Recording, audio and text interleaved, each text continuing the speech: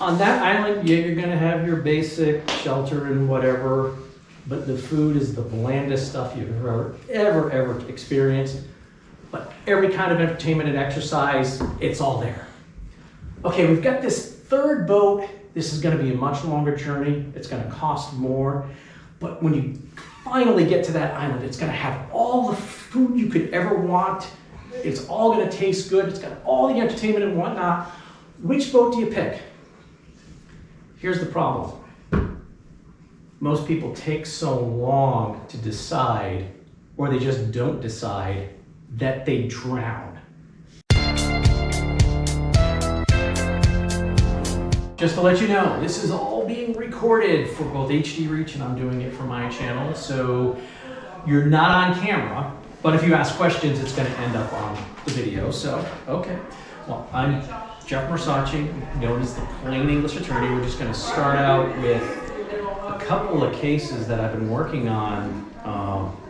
One of them very lately, in fact, we're still working on it, but one from several years ago, a woman came into the office. She wanted to get things set up for her father because he was already in a care facility. It was a memory unit. It wasn't HD, it was just kind of dementia. It was getting worse. And she wanted to make sure that we were doing everything right and not losing anything more than possible, because we were at a point where we're probably going to end up with, okay, Medicaid may be needed because it would reach that skill level of nursing care. And I said, well, there's a lot we can do based on everything that you said your father has and what his condition is, and we're getting there medically, but I need to talk to your father. And I said, look, we have a very thorough, durable general power of attorney, and it's gonna let your daughter handle setting this stuff up to preserve as much as possible. And I explained all of it to him, and he said, well, that's certainly something to consider. And I said, okay, just so we're clear, here's what this is costing. Here's the projections. You're going to be out of money in this amount of time. This is something we should kind of jump on. And he said, that's certainly something to consider. I said, okay, I just want to make sure, you know, we can't do anything until we get to this. I explained what the power of attorney was, and he said, well, that's certainly something to consider. And I knew right then, he didn't even have that capacity to execute a power of attorney document. And it was too late. And so I had to refer to an attorney that actually goes and gets guardianship. And now suddenly that process was going to be in front of a court. Everything had to be, I'm sorry, I'm supposed to be using the microphone for that. Everything is gonna have to be accounted for. Every single expenditure has to be approved by the court. Everything has to be documented, and it just became this whole big thing. Plus, it was taking away his autonomy. He wouldn't have a choice at that point, and that would have been it. Let's take a look at the absolute other end of that spectrum with the client that I'm still working on. I've been working with her and her daughter for many, many years because dementia ran in the family, and she was starting to get a little bit of short-term memory loss. And the daughter said, we need to do something. So I met with both of them. We set up a revocable living trust. We set up the documents. Who do you want handling things for you? And it worked well. And it was about 3 years later, the short-term memory was getting a little bit worse. Like, okay, well, let's have the discussion. Where's the point of handing it off so it doesn't have to be taking away the keys? It's mom understanding. And then recently, I talked with her and the daughter, and for the first time, her son, who was the backup person in charge of everything, we had them all on a Zoom. Apparently, mom had been scammed out of $12,000. And it was okay. This is time. We set up irrevocable trusts to potentially have Medicaid take over. Everything was in the revocable trust. some things would get shifted. The whole plan was set up ahead of time, and mom acknowledged, yeah, I'm going to give up my authority as the trustee so my daughter can take over and just make sure the bills were being taken care of. And she was happy to have her own checking account outside with a couple of $1,000s and a credit card with a couple of $1,000s. So she still had some autonomy. She was still able to do things and live her life. But this handoff meant the major assets were already protected. So those are the two situations that we're really talking about. And so when it comes to something like Huntington's disease, there is that phase that a lot of people end up in where they're not making the best financial decisions, but they are certainly not incompetent under the law. So what can we do to get things set up the right way so that it's not a situation where we do have to take away the keys? They're being handed off, but maybe not all the keys even at once. Right, so let's talk a little bit about competency and what these different competencies are, because it's not an all or nothing. And by the way, if anybody has any questions along the way, please just raise your hand. I'm happy to take questions, whatever's going to be best to get you the information that you want. All right, so here are the kind of different levels of capacity. Now, for most people, okay, everything's good. You can make your own decisions. Maybe you're making smart decisions, maybe you're not. I don't know how many people here have heard George Carlin, that comedian? Yeah, okay. One of his things was, hey, I want you to think about just how stupid the average person is. And then realize 50% of the population is more dumb than that. Okay, but it's not an issue where there's, something that's impeding their cognitive ability. Now, this is the part that a lot of people don't really know about.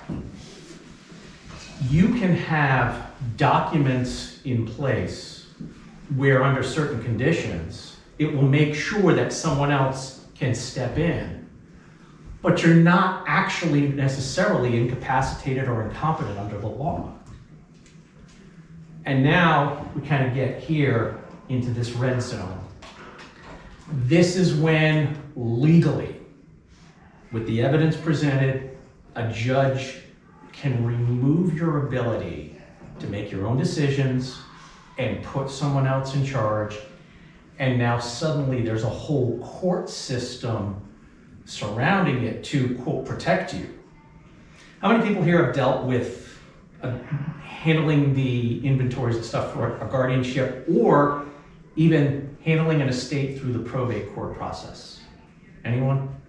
Okay, just as an example, going back years, this is kind of dating my age just a little bit. It was a fellow attorney, and she had everything done, ready for the final closing of the estate.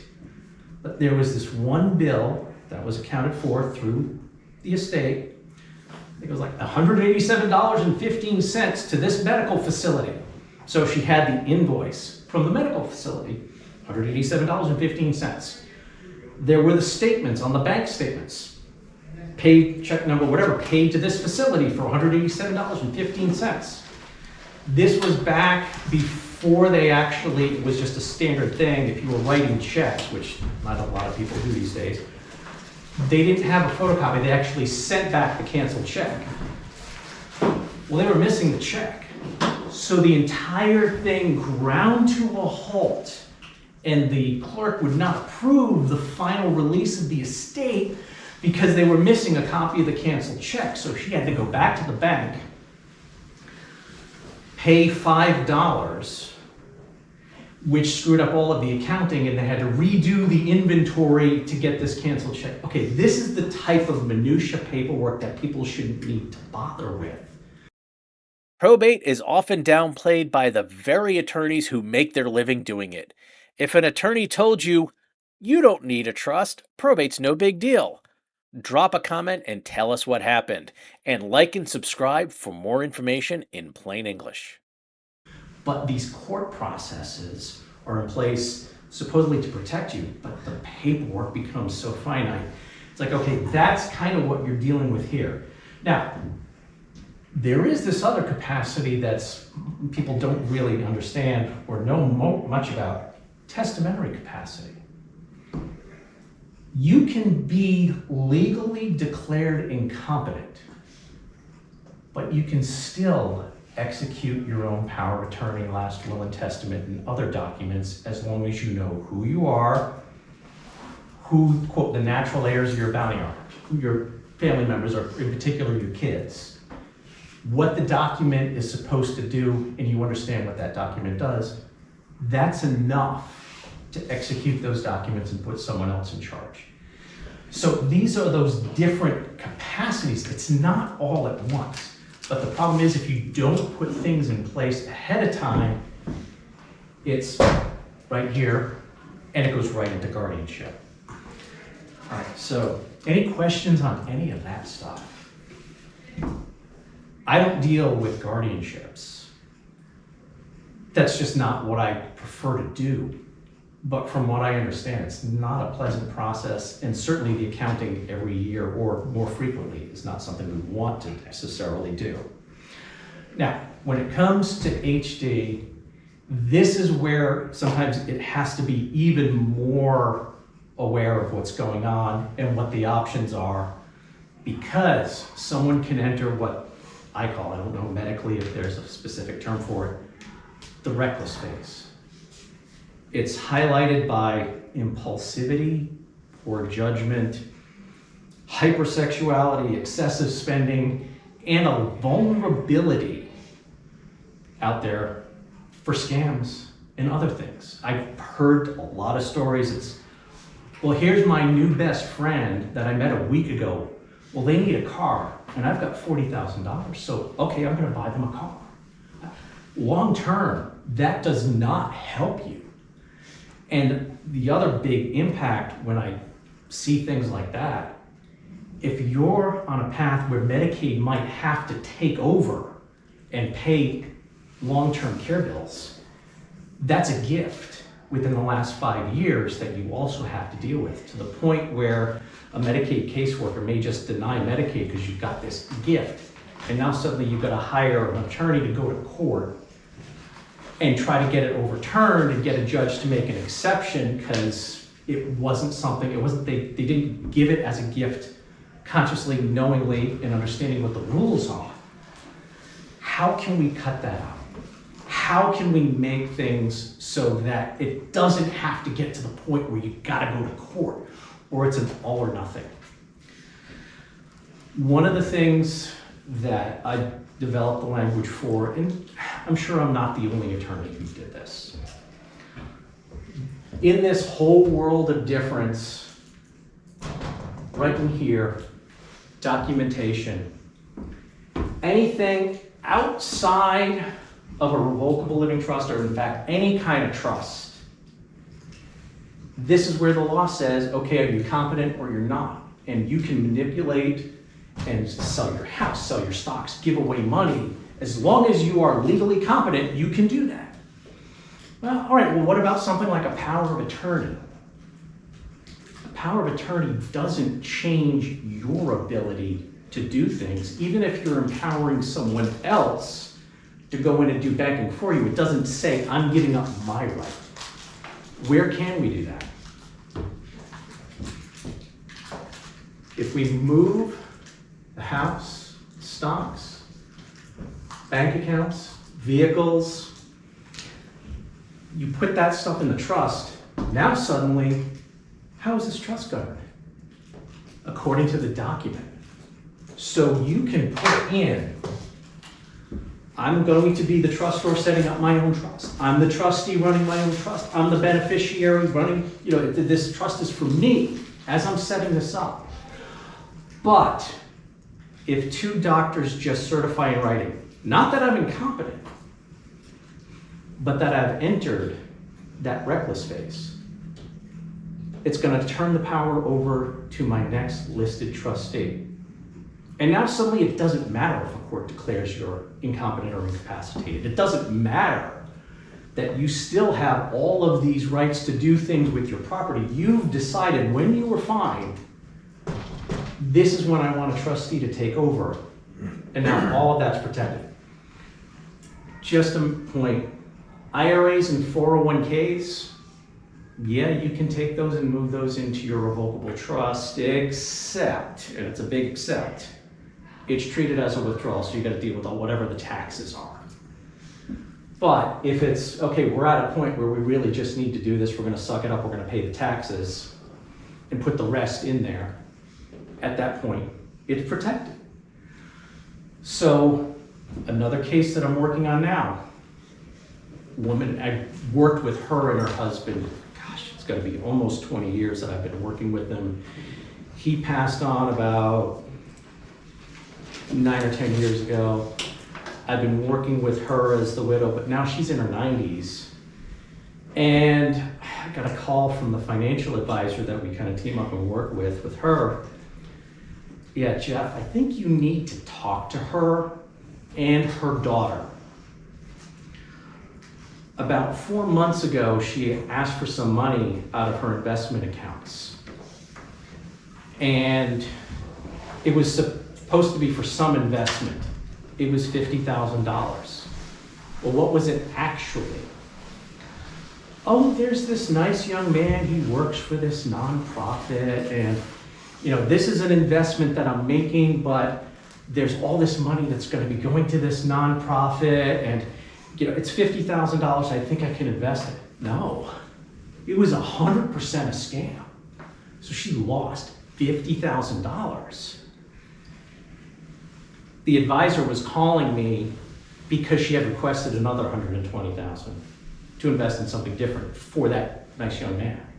And that's when the daughter got involved. We set it up so that now it's not mom giving up total control. Hey, we just put everything that we can in here, and we can make the daughter an active co-trustee. And so that anybody that has to come out of the trust requires both of their signatures, and now they can talk about it and see, is this something where she really does need the money taken out or not? And does it make sense? So the daughter's in there as a safeguard, but it's also not saying, Mom, you have no power or ability to do anything. There may come a point where we do have to do that, but it's not now, even though she's in her 90s. So this type of setup and putting in whatever your level of capacity is, you can create that and have that put into, and like I said, I have some specific language that I'm using with my clients who do have HD. They see what might be coming down the road. It's already in there, knowing if they start to enter that phase, the doctors can just have the notes and it goes down to the next trustee. All right. Any questions so far? I've got a quick question. Does it make sense? We're brand new to this. My wife is being positive as of about 6 months ago. We got the news. As it stands now, all the vehicles save one are in my name's on the title. Stock portfolio is mine. Bank accounts are all joint. Like, we don't have any separate financial things other than like Venmo, right? Which I don't care about $200 or whatever it is that's in the Venmo account. Would it make sense moving forward, because we're going to buy a new car soon, and we have a POA on her car now because her father was a co-signer when we bought that car, we were broke. Does it make sense when we buy her a new car in the next year or so to go ahead and have that car be in my name just off the jump? Because obviously we don't know what the progression of this is going to look like, or where she's going to be in a year, 2 years, 5 years, 10 years, etc. Does it make sense to go ahead and sort of more organically move some of those things my direction, as opposed to a revocable trust is something we're obviously interested in looking at. We're not ready to make those moves. So let's say we buy a car next week. Does it make sense to just go ahead and put that in my name, just to avoid any of that down the line? Because I'm assuming if my name's on the title, even though it's her car, I mean, it doesn't matter. It's mine according to the law. Is that correct? Right. Okay, that is, And this can, of course, go with any other bit of this too. I just, cars are the thing that are on our mind at the moment, so. yeah, you're definitely correct. Yeah, you should look at this. We'll talk a little bit more about if we're going even further, protecting things from Medicaid and talking about irrevocable trusts. But anytime there are spouses, if it's all titled in your name, she can't, like I said, get into that irresponsible phase and give away the car to someone. She can't Right. retitle it. That's not a bad stopgap measure until you get to that Sure. point. So that does kind of make sense. Excellent. Okay. All right, so let's talk about some very basic documents before we talk more about this. And I think, Erica, you can just start yelling and screaming at me if I'm coming up on time, because I'm just kind of flowing right now. All right, so what about the last will and testament? Everybody knows about the last will and testament. How many people here have had an attorney tell you you need a last will and testament and this is the end all be all? Okay. A last will and testament is basically saying to a court, hey, court, when I die, here's where everything goes, and I want to go have my estate go into that process where everything is categorized and you have the inventories and you have to have the copies of the canceled check and all that other stuff. There are attorneys who love that. Well, why do they love that? Because they're the ones getting paid to understand the paperwork and run it through the court process. They make more money on the back end. I hate that stuff. My whole career kind of went in this direction when I saw the crap that my grandmother had to go through when my grandfather died just for a couple of assets to go through probate. I'm like, this was when I was in law school and I started looking at things like a trust. But the other thing with a will, it only kicks in after you're gone. So anything related to, well, how do I want things to be handled financially if I end up getting sick? None of that is in the will. Well, wait a minute. Isn't there a power of attorney? Wait, there are two main kinds. The durable general power of attorney is usually the kind of very specific one, but just to keep it basic, it's financial. What can I do if I become incapacitated, or if I just want to appoint someone to handle things, whether I'm incapacitated or not? They can use this power of attorney and work with my accounts and work with other things. They can sign paperwork or work with Social Security or whatever on my behalf. That's a financial power of attorney. Then there's a healthcare power of attorney, and that's where they're just making health and medical decisions on your behalf. Now, here's the big distinction.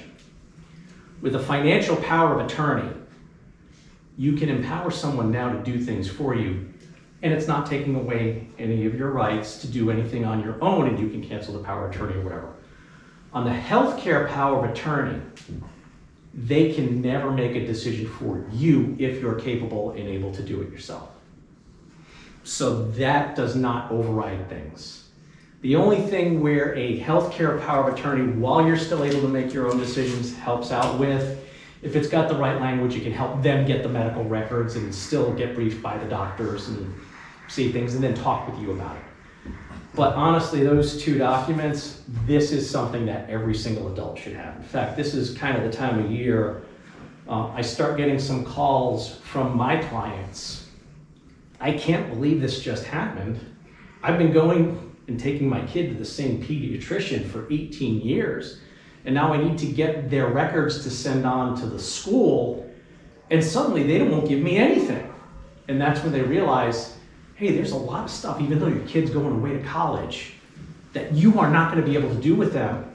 You can't do the banking for them. You can't do healthcare decisions. You can't do any of this other stuff, and you can't get the medical information because they turned 18, they're an adult. So we end up doing a lot of financial and healthcare power of attorney documents for the children of our clients as they're turning 18. So again, these are the documents that everyone should have. But now we're getting a little bit more into the advanced stuff. And this is where, like I said, my point with the revocable trust is you can have assets go into the trust, keep control yourself, but then have these triggers set up. Yes? Since you're talking about healthcare and durable power of attorneys, is that something you could just go online and do? Or are there like ways you should think about how you find these documents and how you get them done? Like, does LegalZoom count as a good durable power of attorney? Okay, let me put it this way. You get what you pay for. And do you really just believe the website? I'm not trying to specifically knock any particular service, but I know LegalZoom makes money two specific ways, and one is the documents, and they have the computer system. It asks you the questions and it runs you through it, and then it spits out the document. They also make a ton of money. Here's our attorney referral list when things blow up.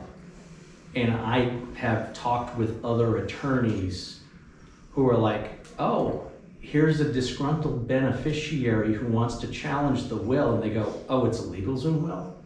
I got a winner.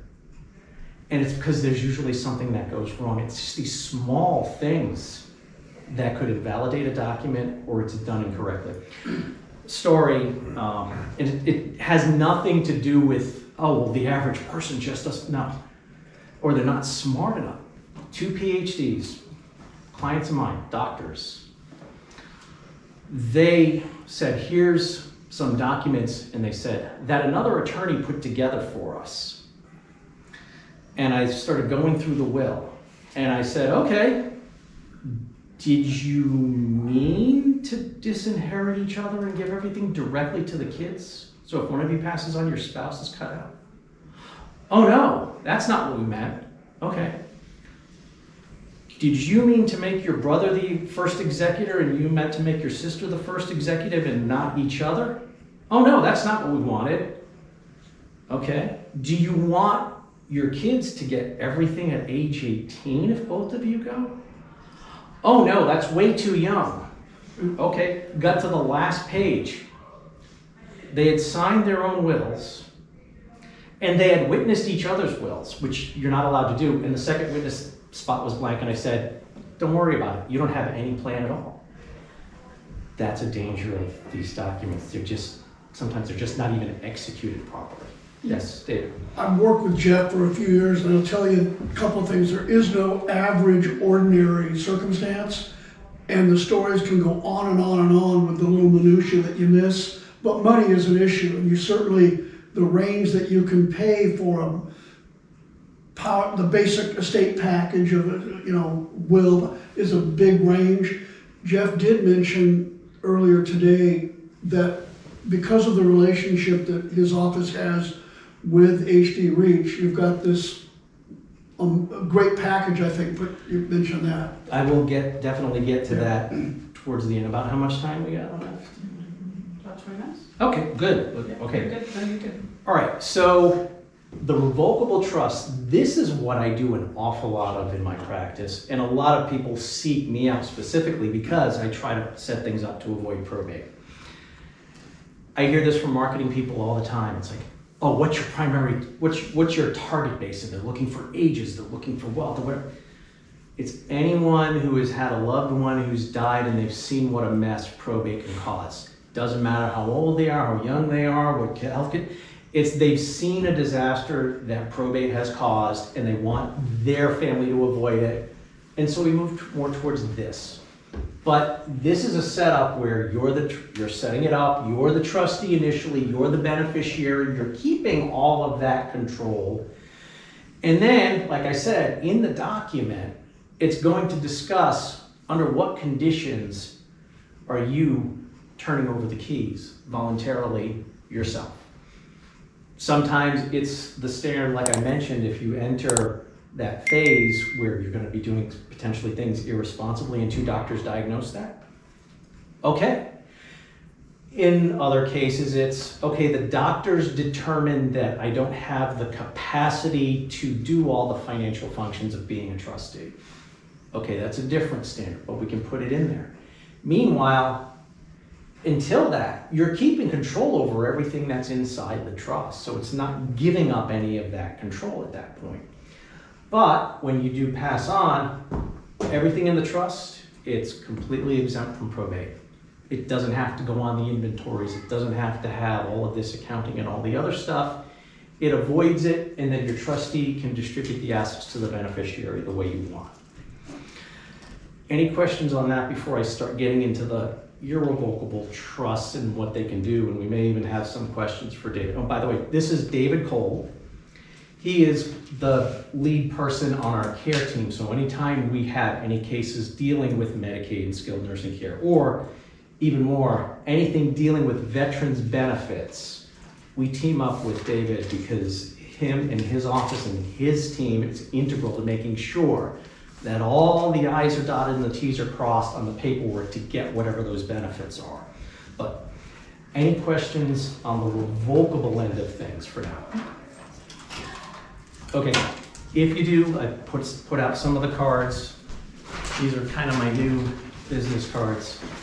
See the little QR codes. One is for estate planning, which talks about revocable trusts.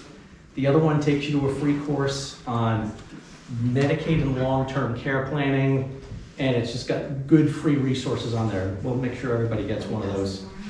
So now, what about irrevocable trusts? How many people here have looked into this very intentionally confusing area of Medicaid paying for long-term care? Okay. There are so many rules, and I can tell you these rules, these exceptions, all of these fine points, this works, this sounds like it's the same thing, but it isn't. All of that is in place so that the government can say, we're not going to just throw you out on the street to die if you need long-term care. But if you want to keep as much as possible, it's so confusing you're just going to throw up your hands and spend everything down. So the government isn't on the hook until you are dead broke. There are ways around it. Now, this is really, we call this the two-trust solution, even though there's a couple more specialty trusts that we put in. And this is, again, just one way of getting it. This is the cleanest one I can describe. If you take all of the real estate you want to protect and you move it into this irrevocable property trust, and you take all of the money and other assets you want to protect and move it into this irrevocable family trust, 5 years after you move it in, it's completely off Medicaid's radar. Oh, well, that's great, that's wonderful. Well, hang on a minute, because these have different rules than the revocable one. You cannot be the trustee of your own trust starting out. This is handing over the keys right now for anything that you're putting in here. This is going to protect the property. It's going to have certain tax rules and benefits down the road. You can still live in the property. That's not a problem. Can I demand money out of this trust? No. We set it up so that your most trusted person in the world is technically the beneficiary. So they can take the money out, put it in their own pocket, and then turn around and pay for things for you. Can they say no?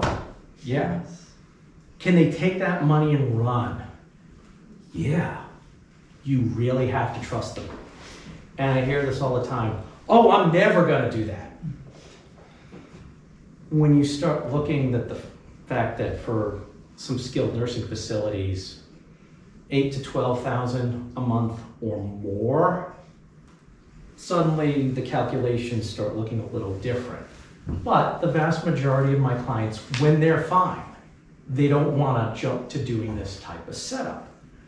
But it does work. So once it's in, 5 years later, again, it's completely off of Medicaid's radar. It's as if you never owned it. You don't have to declare it.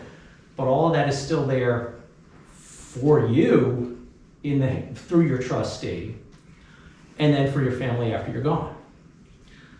But with that understanding, there are also a whole lot of other potential rules that David and I are both well versed on. And now this is where, okay, I know this is gonna be going out all over the place, right? Okay. Do not repeat this to anyone outside of North Carolina, because it only works in a couple of states.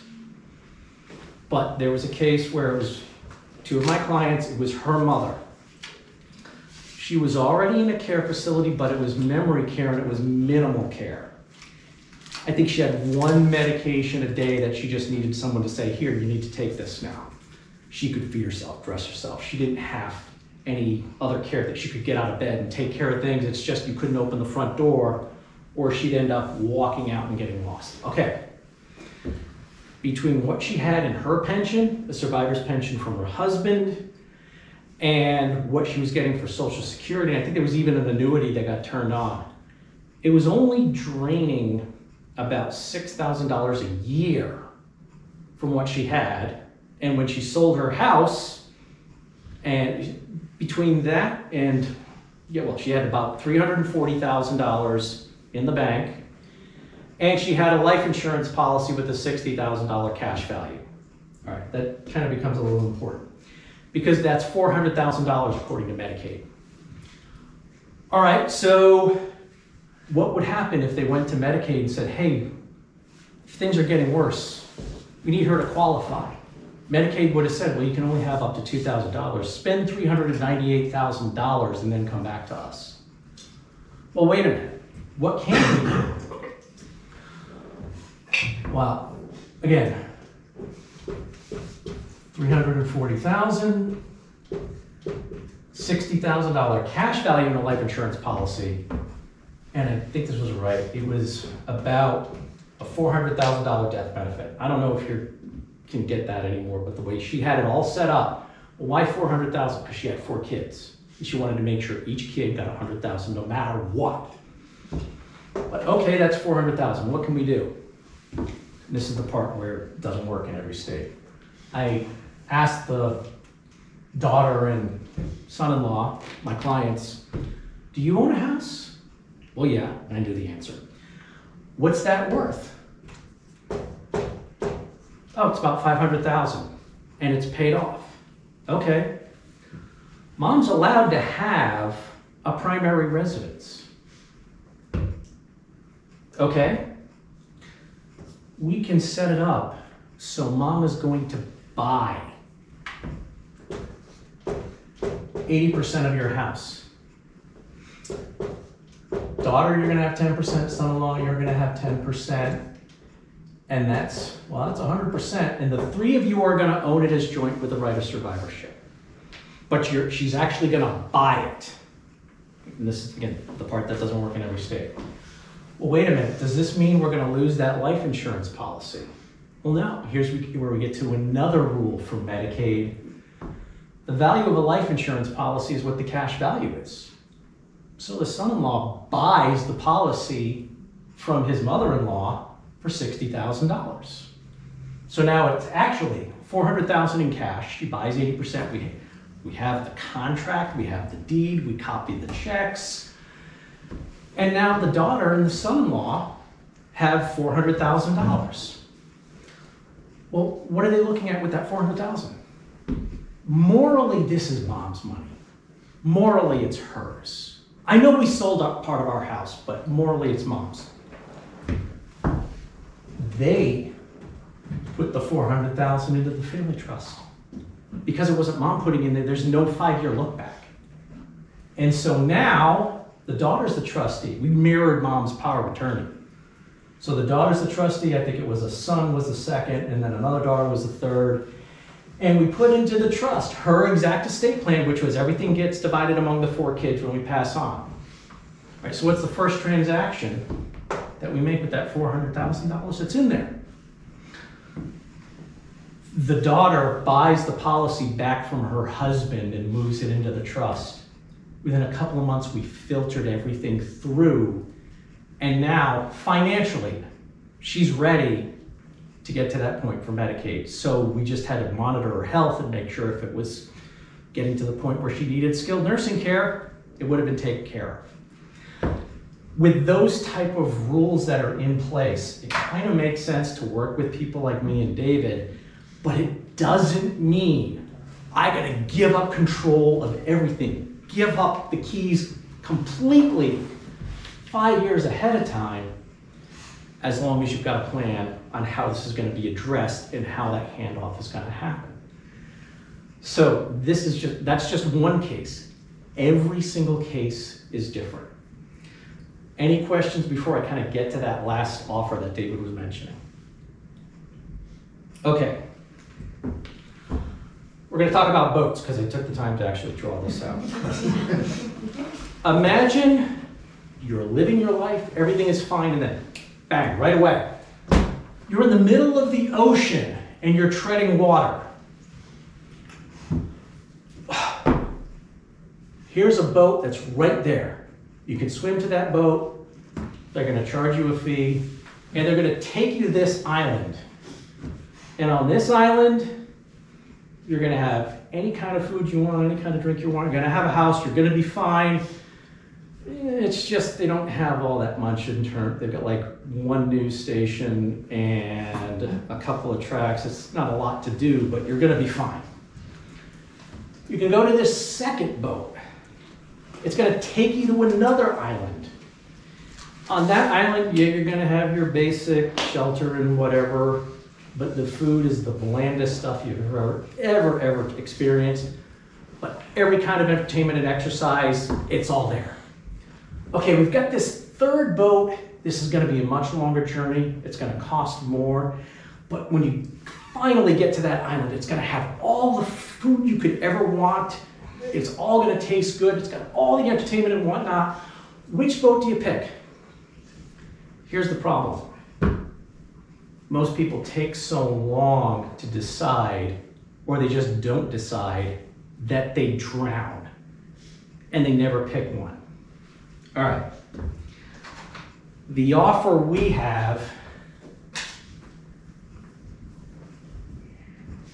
we can give you this life raft, this ring that's going to take care of you. We are offering, and this is for a limited time only, it's only for HD people, and this is where I actually cut it out on my video that's going up on YouTube. First step, estate planning. If you want the 5 basic documents, a very simple process: will, healthcare power of attorney, financial power of attorney, living will, nomination of conservator, and if you've got kids or adult children that you're officially guardians of, we can throw that into.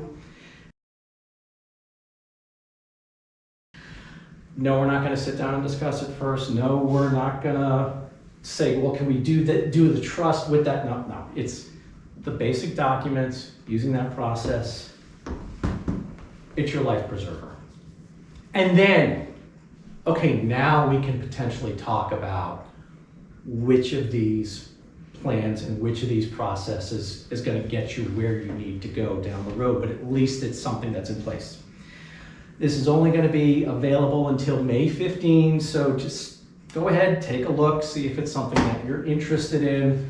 But yeah, we're trying to do this just so that you've got those basic documents in place, and at least that part of it is covered.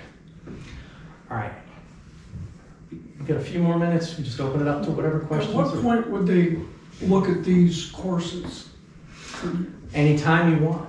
Before doing the program, the special program, you want to watch that first? They don't have to, but they can. The 2 programs that I mentioned, and you can even go to the website. One is freetrustcourse.com. It sounds kind of fancy, it's a course. No, it's my book, Estate Planning Basics, that walks through the difference between a will and a trust and what's probate and how does all that stuff work and what are the big decisions you need to make and how do you fund your trust. All of that is in there, and it's kind of condensed, and I promise it's in plain English. It's going to walk you through that. What I can tell you is whether you decide you want to do a will or a trust, you can't read that book and not come out on the other end and know which of the 2 directions. It's either I care a lot about probate being a process that my family has to go through, or it's not a big deal. And either way is fine. It just depends on what your goals are. There is no one correct answer between the two, but you're gonna know which direction you wanna go.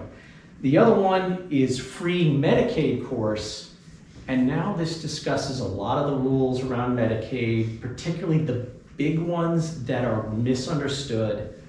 It talks about the irrevocable trusts, what they do, how they function within the toolbox.